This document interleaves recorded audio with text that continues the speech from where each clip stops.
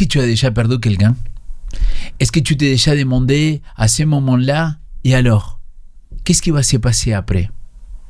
L'apôtre Paul, il est confronté à la mort, mais il est confronté aussi à ce qu'on croit par rapport à la résurrection.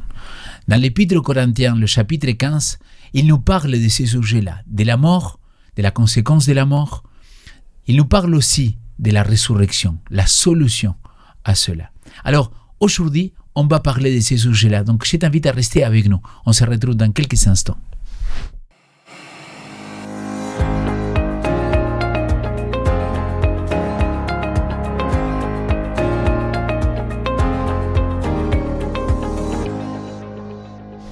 Bienvenue dans cette nouvelle leçon d'École des Sabbats. Je suis content de vous retrouver. Aujourd'hui, nous sommes à la leçon numéro 8 et le thème d'aujourd'hui, c'est la puissance de la résurrection de Christ. Un des sujets préférés de l'apôtre Paul, et on va essayer de discuter et d'échanger avec vous de l'autre côté, nous ici, vous à travers les commentaires que vous pouvez laisser dans cette vidéo-là, et nous de ce côté-là, on va pouvoir échanger, partager, et j'espère que d'une manière ou d'une autre, vous allez réagir à ce que nous disons. Alors pour ce partage aujourd'hui, j'ai avec moi encore une fois Jessie et Florian, donc content de vous revoir, et peut-être il y a des gens qui ne vous sont pas vus encore, donc Jessie, d'où tu viens, qui tu es, un petit peu dans quelques mots? Jessie, originaire de la Guadeloupe, donc je suis ici dans la région autour de Genève, de Collonges, par rapport à mes études de théologie, donc je suis en dernière année de master maintenant, donc ça fait déjà un beau petit parcours, et aujourd'hui on est là pour parler de la leçon. Merci beaucoup Jessie, ta présence. Florian, donc professeur à la faculté de théologie, en théologie pratique. J'étais pasteur pendant de nombreuses années et un amoureux de Jésus et de sa résurrection aussi. Amen. Alors, les amis, je voudrais démarrer avec un peu ce qu'on va discuter aujourd'hui, la résurrection. Et j'imagine que vous n'avez pas eu l'expérience de ressusciter, vous n'êtes pas de Lazare. Alors, ou peut-être oui. Je vous laisse répondre, mais ma question, il va dans ce sens-là. Est-ce que c'est quelque chose, une croyance intellectuelle? Est-ce que c'est une expérience personnelle? Est-ce que ça peut changer le quotidien de chacun? Ou comment vous voyez cette notion-là de résurrection? Alors, si on parle de ma résurrection, je n'y ai pas pensé spécialement. C'est vrai que non, on parle vraiment d'abstrait, c'est compliqué parce que j'ai côtoyé la mort énormément, mais je me suis toujours arrêté à la mort. C'est-à-dire que malheureusement, mon côté croyant et mon côté cartésien se frottent un peu à ce moment-là. Mais je pense vraiment que la résurrection de Christ a une importance puisqu'elle change ma perception, moi, de ma vie aujourd'hui. Mais c'est vrai que dans ma réflexion, très souvent, je m'arrête à la mort. Je me dis, bon, là, après, je verrai après. Mais pour le moment, je me concentre sur ce qu'il y a avant. Ok. Je trouve que c'est un sujet délicat parce qu'il y a ce côté très réel, très concret par rapport à la résurrection du Christ. Et si on la nie, il y a quelque chose qui est problématique, en tout cas sur notre espérance. Et en même temps, il y a quelque chose aussi qui est fort du côté du message que envoie cette résurrection dans ma vie. Donc voilà. Et puis de manière très concrète, peut-être pour témoigner... dernièrement, j'ai eu un ami qui est décédé et il avait le cancer. On savait que ça allait pas aller dans le bon sens, mais on pensait pas que ça allait aller aussi vite. Et bien, j'étais content à la fin de lui dire écoute mon pote, on se retrouve là-haut, et de lui dire adieu à ce moment-là. Il est décédé genre une demi-heure après que je sois parti, et voilà, c'est en même temps, j'ai encore les larmes aux yeux quand je le raconte, mais en même temps ça me réjouit. C'est une réjouissance de me dire qu'on va pouvoir se retrouver à un moment donné. Il y a un véritable au revoir. Oui, c'est ça. Même presque un adieu, parce qu'il y aura Dieu qui sera là. Oui, aussi. Et donc ça, pour moi, voilà, cet espoir, il est concret et en même temps, il est aussi, on va dire, avec une signification spirituelle. Clairement. Moi, je pense que c'est quelque chose, et c'est pour ça que j'ai parlé de résurrection, parce que parfois, on pourrait parler concrètement de manière très physique, comme Lazare, il a vécu, mais j'ai parlé aussi de cette résurrection que parfois on peut vivre en tant qu'être humain, d'être restauré, ressuscité spirituellement parlant dans un lieu qu'il était complètement mort dans notre vie, un côté de nous que tu ne te disais plus jamais, et c'est mort, et c'est une expression qu'on utilise beaucoup, et bien finalement Dieu il va faire ressusciter quelque chose, il va faire émerger quelque chose qu'on ne s'imaginait pas.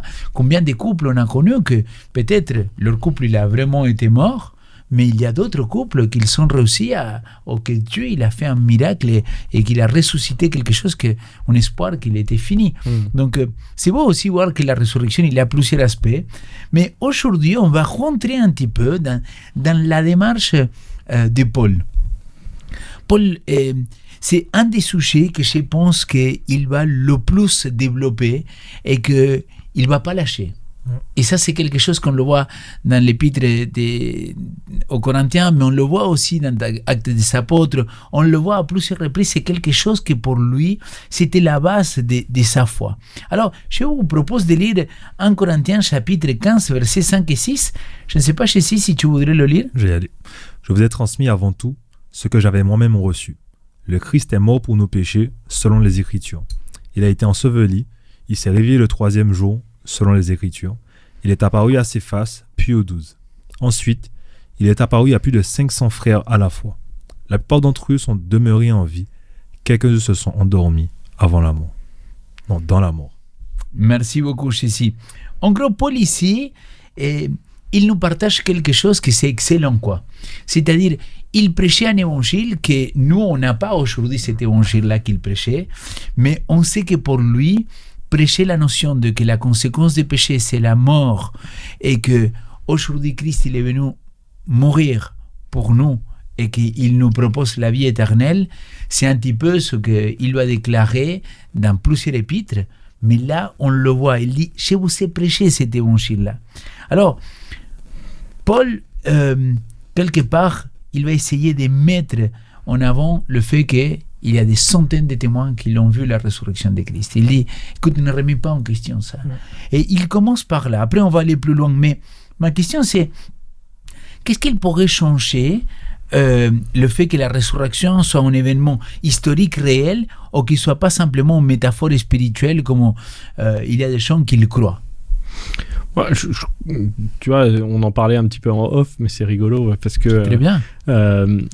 L'idée derrière, c'est peut-être de ne pas opposer les deux.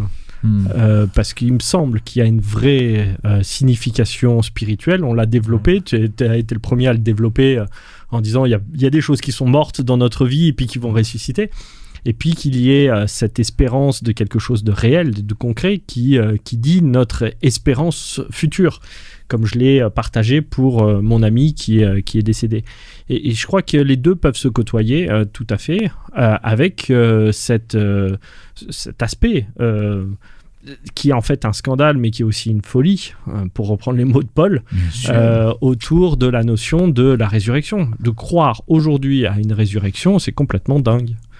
Et d'ailleurs, on est bien embêté quand on commence à témoigner avec des amis et que d'un seul coup, on arrive, c'est quoi le fondement de ta foi? C'est un mec qui, il y a 2000 ans, il est mort. Et 3 jours après, il est ressuscité. Et il est mort sur une croix parce que tout le monde voulait le mettre à mort. Et il y a quelque chose qui est en fait en dehors du bon sens, en dehors du sens commun, en dehors du sens scientifique, mais qui dit quelque chose de plus profond et qui doit être accompagné, ce réel de la résurrection, du sens spirituel. S'il ne l'est pas, en fait, il n'a aucun sens. Et c'est bien là où il faut bien le redire haut et fort. On ne peut pas avancer la résurrection réelle seulement et uniquement. Il faut le dire avec le sens spirituel qu'on a. Sinon, il perd de sa force, justement. Moi, je pense que Flo pointe le point le plus important, puisque que l'événement soit présent ou pas, je pense que la dimension que beaucoup oublient, c'est que ça va changer aussi du côté spirituel. C'est-à-dire que le fait qu'il soit mort et ressuscité, c'est pas juste il est mort, il est ressuscité, on a l'épreuve, etc. C'est la réponse à une promesse. Et tu vois, c'est l'enchaînement en fait réel des événements nous montre un changement qui se passe vraiment dans le spirituel. C'est que vu que la promesse a été tenue, ce que certains ont attendu pendant des années finalement, en espérant que ça arrive, toi tu sais que c'est arrivé. Toi tu as la preuve que depuis ça finalement c'est fait. Et ça te change toute la dimension de ce que tu peux vivre depuis, de ce qu'il y a de plus, de l'accomplissement qui est présent. Et je pense que c'est là où pour moi, la nuance est faite. C'est-à-dire que je suis dans l'attente d'un événement passé. Là, je peux profiter de cet événement-là. Et des fois, on le rate. Tu vois, on est vraiment dans ce côté encore. Ah, on attend. Non, l'événement, il a été présent. Donc, tu t'en rends peut-être pas compte, mais spirituellement, il y a beaucoup de choses qui se sont décuplées, ouvertes depuis ça, parce qu'il y a une étape supplémentaire dans laquelle tu es aujourd'hui. Merci beaucoup, Jésus. Alors, justement, je pense qu'on est dans le bon sens de la leçon parce qu'il y a cette première notion de comment cela il peut avoir des implications dans notre vie, mais dans la suite des développements de Paul, il va expliquer quelque chose de très clair. Donc, il dit, j'ai commencé en vous expliquant cette bonne nouvelle. Jésus, il est mort, mais il est ressuscité. Et là, c'est ce qu'on appelle l'argumentation paulinienne. Donc, en essayant d'expliquer qu'est-ce que pour lui c'est le centre de la foi. Flo, est-ce que tu pourrais nous lire 1 Corinthiens chapitre 15 versets 17 à 19 s'il te plaît? Avec plaisir. Et si le Christ ne s'est pas réveillé, votre foi est futile. Vous êtes encore dans vos péchés, et ceux qui se sont endormis dans le Christ sont perdus.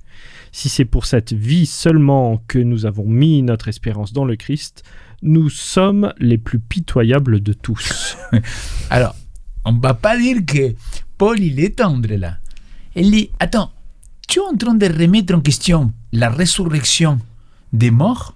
Tu es en train de dire qu'à la fin des temps, il n'y aura pas des hommes et des femmes qui vont se réveiller? D'ailleurs, peut-être, je ne sais pas si vous alliez le dire ou pas, mais je profite pour l'introduire comme ça. Le mot résurrection dans la Bible tel que nous le comprenons aujourd'hui, ça n'existe pas. Chaque fois qu'on parle de résurrection, Roland Meyer, il va être très content que c'est célèbre. On le prononce haut et fort, c'est plutôt se mettre debout, se réveiller, se lever. Alors, ça c'est important. Pourquoi? Parce que la mort, elle était considérée comme un sommeil. Et comme la mort, elle est considérée comme un sommeil, il y a cet espoir-là. Et donc, Paul, il dit, attends, toi, tu remets en question qu'on va se réveiller de cette sommeil? Alors, tu n'as rien compris, parce que si tu crois à ça, ça veut dire que Christ non plus, il n'est pas ressuscité. Et s'il n'est pas ressuscité, bah, nous sommes tous vraiment dans la difficulté. Alors, du coup, Paul ne mâche pas ces mots. Et sans résurrection, la prédication est vide, la foi, elle est sans objet, et les morts sont perdus à tout jamais. Tout s'effondre. Et d'ailleurs, pour cette question-là, je vous conseille vraiment, si vous ne l'avez pas fait, regardez un film qui s'appelle Jésus l'enquête, ou lire le livre, que c'est une histoire vraie de la personne qui va découvrir le christianisme et comment il va faire un parcours de foi extraordinaire. Je ferme la parenthèse et je reviens à ma question. Pourquoi la résurrection est-elle le centre et non le périphérie de l'évangile? Et comment expliquer ça à quelqu'un qui n'a jamais réfléchi à tout ça, quoi? On le disait encore par rapport à l'historique. La résurrection représente le moment où Dieu dit je suis venu prendre ta place, je l'ai prise et j'ai été par-delà ce que toi t'aurais pu faire. Parce qu'en fait, il y a une certitude que chaque personne qui naît, il va mourir. Ça, c'est un peu brut dit comme ça, mais c'est une certitude qu'on a. Le début de la vie marque aussi le début du parcours vers la mort. Et en fait, la résurrection vient nous dire, dans ce laps de temps que finalement tu subis de base, parce qu'on le subit finalement, on ne demande pas à être présent sur terre, mais la mort, on va devoir la subir, parce qu'on ne demande pas forcément à mourir dans tous les cas. Il nous fait comprendre que là où tu comprends par rapport à tout ce qui a été expliqué, que tu subis cette mort-là, par rapport à des choix qui ont été faits au préalable, eh bien moi je suis venu. Je te donne la possibilité de ne pas subir ce choix qui a été fait au préalable. Je te donne la possibilité finalement de ne pas avoir à être esclave de tout ce qui est autour de toi, mais réellement, les chaînes sont libérées. Et en fait, quand on se rend compte de ça, on se rend compte que beaucoup de personnes, encore aujourd'hui, sont les résultantes de ce qui se passe autour d'elles. Elles n'ont jamais pu prendre finalement je ne sais pas si la direction c'est le bon terme, mais les commandes de leur vie, parce qu'ils ne se rendent pas compte que Dieu en venant, Jésus en mourant et en ressuscitant sur la croix te dit, écoute, tiens, je te l'offre de nouveau ta vie, je te la donne, elle est à toi, tu as la main mise dessus. Oui, il y a des contraintes par rapport à ce qui est autour, mais tu as vraiment la main mise dessus aujourd'hui et après. Et moi, personnellement, on en parlait, la mort, je ne sais pas si c'est un quotidien, mais tu parlais de personnes enterrées, tu vois, j'en ai enterré une encore, tu vois, ça fait 4, intérieurement, ça me ronge. Mais chaque fois, je ne vais pas me dire, je sais, en fait. Je savais déjà dès le départ et je sais l'après. Et c'est parce que je sais l'après que moi, je n'ai pas eu l'occasion de dire au revoir, tu vois. Et ça m'a toujours... Tu vois, le revoir m'a dérangé par rapport à ma relation avec elle. mais je sais que je suis censé la revoir après. Donc, tu vois, ça ramène cette paix-là parce que tu sais qu'elle a eu l'occasion, elle, de savoir qu'elle avait les mêmes mises sur sa vie maintenant et après, et qu'elle les a saisies, en fait. Mais c'est ce que tu as dit, c'est ces témoignages-là profonds de dire concrètement, on se retrouve après, mon pote. Ouais, c'est ça. Je crois aussi, pour répondre à ta question, que si on met aussi l'accent sur la résurrection, c'est aussi pour parfois aussi se décentrer sur le sacrifice.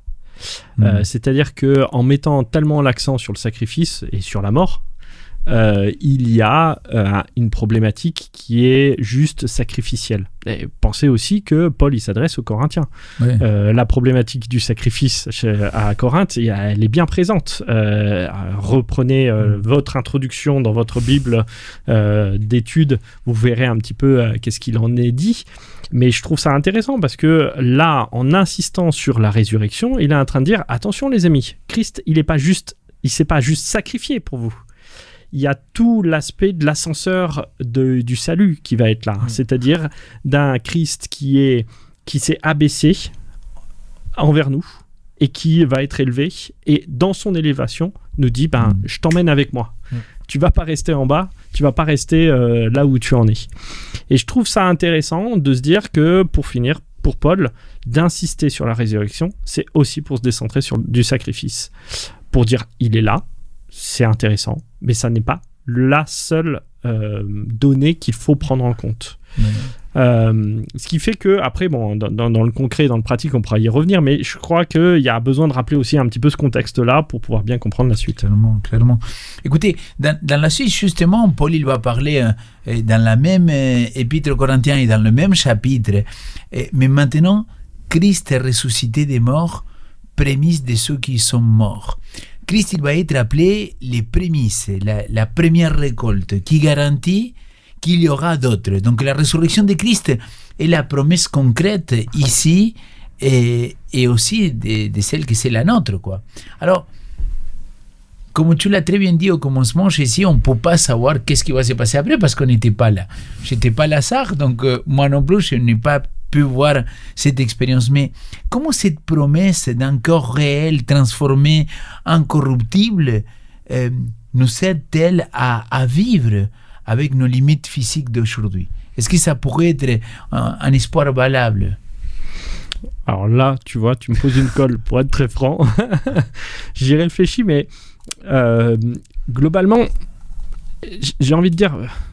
Des fois, je vais le dire autrement, mais des fois on est vraiment dans cette perspective d'essayer d'avoir quelque chose dans l'au-delà qui soit bien mieux que ce qu'on a vécu, etc.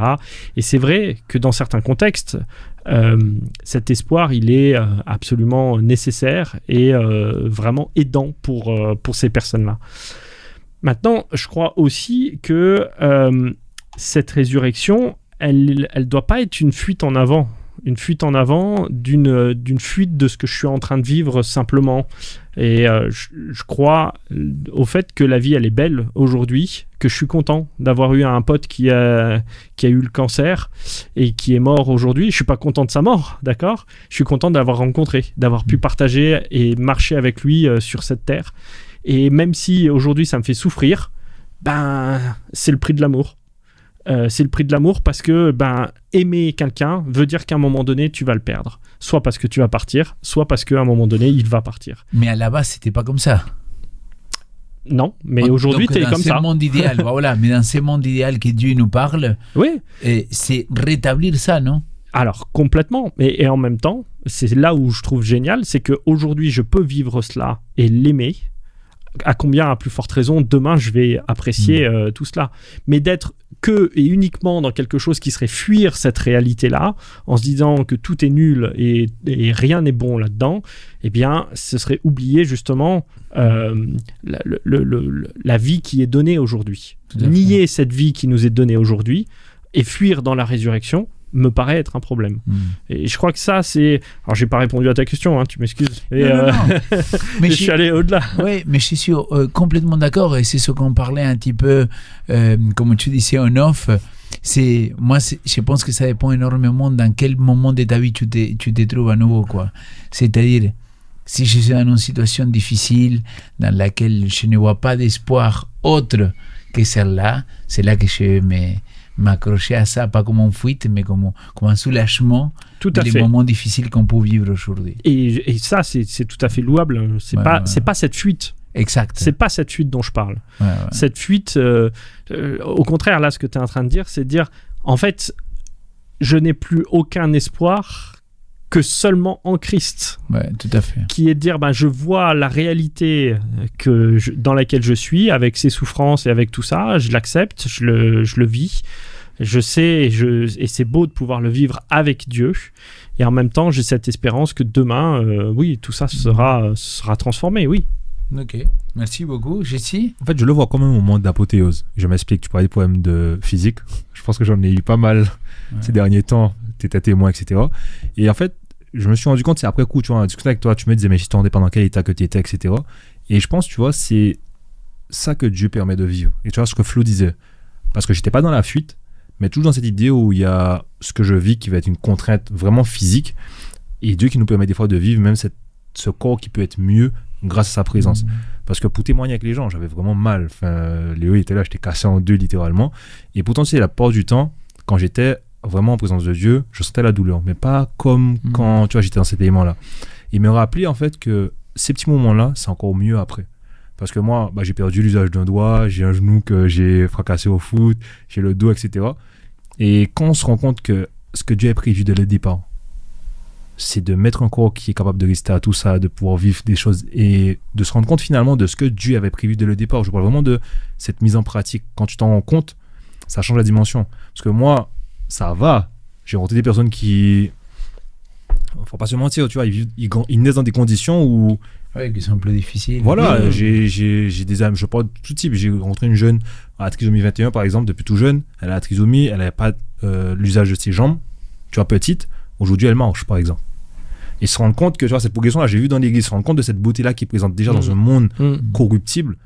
Imaginez la beauté, tu vois, de l'après, c'est ce que moi je trouve beau par rapport à ça. Se rendre compte que déjà on voit des choses qui sont magnifiques là dans cet élément-là, qu'on se rend compte de tout ce que Dieu a derrière et que tu prends le temps vraiment de te poser, voir tous les extrêmes, se dire les meilleurs physiques, entre guillemets, pas seulement physique, dans les prouesses, etc. Et ce qu'il y a de pire, est-ce que Dieu peut amener à ce pire-là actuellement? Quand tu penses à ce qui est prévu après, je te dis, waouh, c'est costaud quand même, tu vois, c'est pas mal, c'est vraiment pas mal. Moi, ça me met vraiment de la joie au cœur parce qu'il y a un mieux derrière. Peut-être je le vois d'une manière aussi un peu différente de ce que vous venez de partager, mais je pense que si Christ est la prémisse, c'est que c'est le premier à avoir pu vaincre le péché et donc la mort, il ne peut pas le retenir. Et on va revenir sur cette notion-là de victoire. Donc c'est le premier qui a le droit de ressusciter pour moi. Bon, pas que pour moi d'ailleurs. Mais ce qui est intéressant dans cette notion-là, moi je pense que je viens d'avoir une idée par rapport à cette fuite que tu dis. Mon épouse, il me dit, chérie, là tu as pris un peu trop de poids, donc il faut que tu maigrisses. Et moi, je me rappelle les premières années de mariage, qui n'a pas pris de poids, donc qui lève au guichet de la première pierre. Donc, elle me dit, mais tu as un peu beaucoup grossi, chérie, il faut faire des efforts. Je dis, mais chérie, de toute façon, Jésus va me donner un nouveau corps. Donc, je peux me contenter avec ce corps-là. Là, je pense que je suis dans la fuite. Il me semble aussi. De pas que c'était ma responsabilité, que je dois garder ce corps-là, comme on a parlé dans quelques leçons auparavant, de prendre soin maintenant de ce corps-là, et qu'une chose, il ne change pas l'autre, quoi. Mais il y a cette belle espérance, comme vous l'avez très bien partagé. Mes amis, on commence à arriver à une des questions capitales de cette leçon-là, et c'est la mort a été engloutie dans la victoire, il va dire l'apôtre Paul, c'est une phrase qui est très forte dans ces chapitres-là, et il va dire, mort, où est ta victoire? Donc, Paul, il fait entendre justement que le dernier cri, il appartient à Christ, et que quand il reviendra, c'est là que les cieux s'ouvriront, que les morts ils ressusciteront, qu'il y a des conséquences visibles dans ce monde-là physique qu'aujourd'hui on n'est pas capable de voir. Alors, pardon, comment cette espérance change-t-elle notre rapport à la mort? la nôtre, celle de ceux qu'on aime, et comment tenir dans cette attente-là des retours de Jésus-Christ. Tu l'as dit au départ, hein, on a beaucoup fait du off parce que c'est un sujet qui touche et qu'on on veut pouvoir le partager tout en ayant vraiment cette sensibilité. Moi, je suis obligé de parler de ce que je sais et de ce que j'ai vécu. Comment l'espérance change? Moi, je l'ai vécu dans le sens de l'espérance de la personne qui est morte. C'est-à-dire que, voilà, je veux dire, on a vécu le décès le plus proche que j'ai vécu. Elle m'avait déjà dit que c'était compliqué, qu'elle sentait que, voilà, c'était la fin qui arrivait. Et elle m'a donné, tu vois, les dernières directives, entre guillemets, son testament de ce qu'elle voulait après sa mort. Et en fait, ce qu'elle voulait après sa mort, c'était rendre témoignage de ce que Dieu a fait dans sa vie. Et tu vois, cette expérience-là, comment elle bouleverse, parce qu'on parle d'une personne qui a été malade avant que je naisse. Tu vois, je me disais tout le temps, moi, le temps que j'ai eu avec elle, c'était un cadeau que Dieu lui avait fait parce que, théoriquement, elle n'aurait pas dû être là. Avec la maladie qu'elle avait, elle n'aurait jamais dû voir autant de petits-enfants. C'est-à-dire que moi, je suis le 4e, il y en a eu derrière. Et elle me disait tout le temps, je lui dis, t'imagines pas, moi, j'ai jamais cru que j'aurais eu le temps de voir te marier, de voir tes enfants, etc. Et tu vois, ça a changé tout pour moi parce que la douleur, elle est là. Tu vois, le moment où je sais, j'entends, je vois, tu vois, je peux pas dire à quelqu'un, écoute, j'étais en mode non, t'inquiète, je vais la revoir, c'est fou, j'étais juste à terre. Mais cette expérience qu'elle m'avait partagée depuis petit, a changé mon positionnement. Et cette phrase, mort, où est ta victoire, moi je l'ai vue quand je suis arrivé chez moi. Parce que fallait que je rentre en Guadeloupe, elle m'a demandé des choses bien précises. Et il fallait que je me retrouve finalement face à un public qui n'est pas chrétien. Et finalement que je leur témoigne. Où est la victoire de l'amour aujourd'hui? Parce que oui, on l'enterre. Oui, on a eu je le disais, cette prolongation de 3 décennies avec elle. Et aujourd'hui, la seule chose que vous retenez, c'est les bons moments et ce qu'elle a vécu. Parce que dans tous ces éléments-là, finalement, elle vous apporte juste une chose. Dans son cheminement à elle, quand elle a trouvé cette foi-là, ça a toujours mis tout le changement dans sa vie. Parce que toute l'espérance qu'on lui donnait pas, tout ce que les médecins disaient que c'était pas possible, bah, ça a donné le témoignage qu'elle a laissé à toute sa famille. Et c'est cette question-là au final, le témoignage qu'elle t'a donné, qu'est-ce que tu fais avec? Et je pense que c'est vraiment ce que Dieu nous propose avec Jésus. Si toi tu vois cette résurrection-là, tu vois ce après-là, qu'est-ce que tu fais avec? Et moi j'ai appris finalement avec cette douleur on va dire, de l'absence, mais la joie finalement d'avoir vraiment vécu cette résurrection avant coup. Parce que quand tu vois la vie de la personne changer par rapport à cette finalité qu'elle ne peut pas repousser, pour moi ça change tout.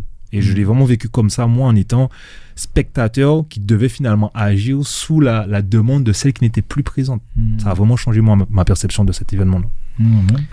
Ce qui est d'intéressant dans ce que tu es en train de dire, excuse-moi de l'analyser, mais ce que je trouve génial, c'est que pour finir, il y a cette double dimension dont on parlait au tout début, c'est-à-dire qu'il y a cette composante, avant même qu'il y ait la mort qui soit là, il y a cette résurrection dans laquelle elle se projette et qui va avoir une signification dans l'aujourd'hui, dans le maintenant.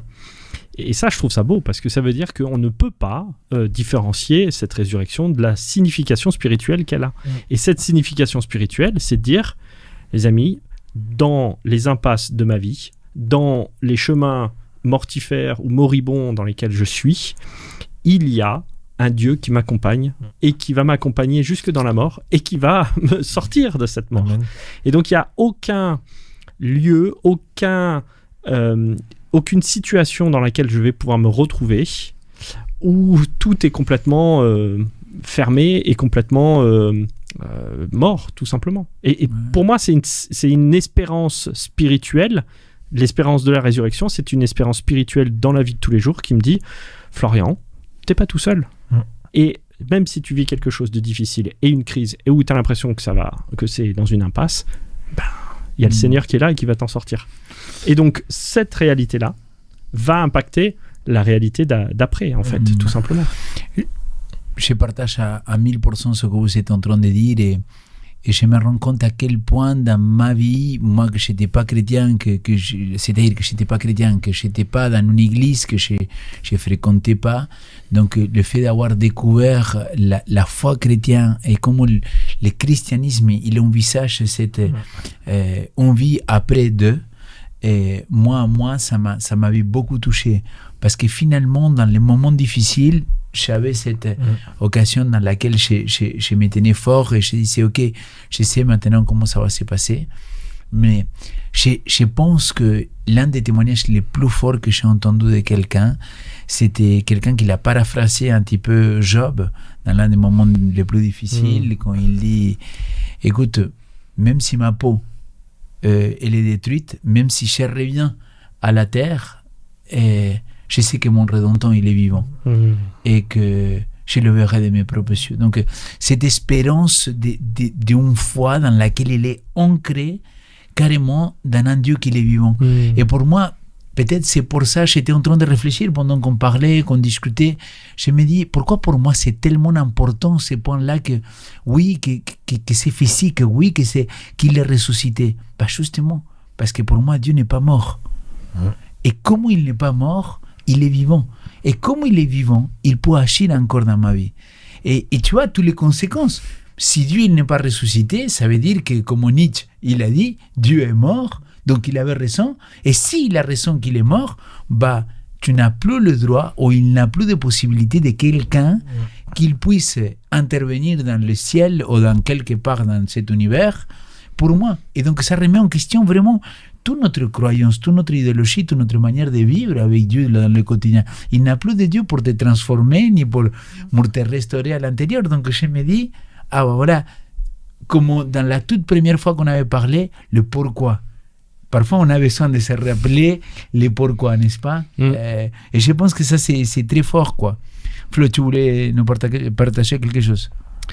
Ça me fait penser à une personne qui s'appelle Eti Yelsum, si vous connaissez ou pas. Mais c'est une jeune juive qui vit à Amsterdam pendant la guerre. Et qui se retrouve en fait coincée, comme tous les juifs. Elle a l'opportunité de partir dans la résistance ou d'échapper parce qu'elle a quelques privilèges, mais elle choisit exprès de rester et d'aller en camp. Pas en camp de jeunesse pour le coup, vous avez bien compris. Parce qu'elle dit mais il faut que je puisse éliminer ceux qui sont là de la présence de Dieu. Et voilà, il faut qu'il y ait un poète dans le camp. Elle va dire dans ce moment-là, je trouve la vie belle et je me sens libre. En moi, des cieux se déploient aussi vastes que le firmament. Je crois en Dieu et je crois en l'homme. J'ose le dire sans fausse honte. La vie est difficile, mais ce n'est pas grave. Ce petit morceau d'éternité qu'on porte en soi, on peut l'épuiser en un mot aussi bien qu'en 10 gros traités. Je suis une femme heureuse et je chante les louanges de cette vie. Oui, vous avez bien lu, en l'an de grâce 1942, la énième année de guerre. Et je trouve très beau ce qu'elle dit. Bien et sûr. Pour moi, c'est cette foi en l'espérance, cette foi en la résurrection, elle dit que même s'il y a quelque chose de mortifère, on peut garder cette vie, et cette vie bien précieuse. Et ça, je trouve ça trop beau, de se dire qu'il y a une beauté à préserver et à être un défenseur de la vie, même dans les situations qui peuvent être délétères. Amen, amen. Jessie, toi, tu voudrais aussi donner un mot de conclusion? Moi, je pense que c'est un mot d'encouragement. Parce qu'en fait, on l'a dit, on l'a vécu. Je pense qu'il y a des personnes qui nous écoutent et qui peut-être aujourd'hui vivent ce moment quand même de douleur. Le Christ est ressuscité, je pense que c'est la bonne nouvelle que Paul veut nous annoncer. Mais je comprends que par moment, dans le deuil, ça, il faut l'accepter aussi qu'on a cette période sombre où on est triste. Je veux les rassurer. Ça ne retire pas notre croyance en Christ ressuscité. La réalité, c'est que Christ ressuscité, c'est le moment aussi de doute des disciples. C'est le moment où les disciples ont peur. Dans la chambre, finalement, ils ont cette attente. Et Jésus vient les réconforter le dimanche. Mais il y a un temps quand même où ils ont ce doute-là. Nous, malgré l'événement déjà passé, ça nous arrive d'avoir ce doute-là et c'est normal. Maintenant, d'attendre parce que le dimanche matin arrive finalement. Et le Christ de remettre sa main sur notre épaule et de nous rappeler, écoute, je suis mort pour ça. Je suis ressuscité pour ça. Et cette douleur que tu as, je l'ai vécue exprès pour que tu n'aies pas à la revivre de nouveau. Et c'est vraiment le petit témoignage que je vais laisser pour eux. Merci beaucoup. Les amis, juste avant de passer aux 5 essentiels, j'ai pensé à quelque chose. Souvent, parfois, on critique des frères d'autres dénominations, d'autres églises. Et parfois, l'église adventiste, elle a été très dure avec l'église catholique apostolique romaine. Et il y a un truc que j'ai dit chapeau, c'est qu'il n'y a pas un messe que tu ailles et qu'ils ne disent pas « le Christ est ressuscité ». Donc tu vois « le Christ est ressuscité ». Et je trouve ça quelque chose que je me dis ils ont compris quelque chose. Ils ont gardé cette. C'est au moins christocentrique. Voilà. En tout cas, cette partie-là. Ouais. On Après, va pas tout, on va mais- faire la louange pour tout, non. Mais vraiment, merci beaucoup d'avoir été avec moi et avec les auditeurs. Donc, c'était un plaisir. Alors, moi, je voudrais vous partager les 5 essentiels de la semaine, ce qu'on pourrait retenir. Premièrement, la résurrection de Christ est historique, pas symbolique. Des centaines de témoins oculaires, ils sont vus chez eux vivants. Sans résurrection, l'évangile entier s'effondre. C'est le corps de tout. Troisièmement, Christ est les prémices. Sa résurrection garantit la nôtre. La promesse est déjà là. Numéro 4, les corps ressusciteront. Réels, mais transformés, incorruptibles, glorieux. Et numéro 5, la mort a déjà perdu. La victoire a été acquise par notre Seigneur Jésus-Christ. On attend seulement que la trompette finale sonne. En bref, un jour, une trompette sonnera. Et tout ce qu'on a cru avec les yeux de la foi, on pourra le voir avec nos propres yeux. Je suis Florian, merci beaucoup d'avoir partagé ce temps ensemble, ça a été un vrai plaisir. Moi, je vous dis à très bientôt. Bye bye.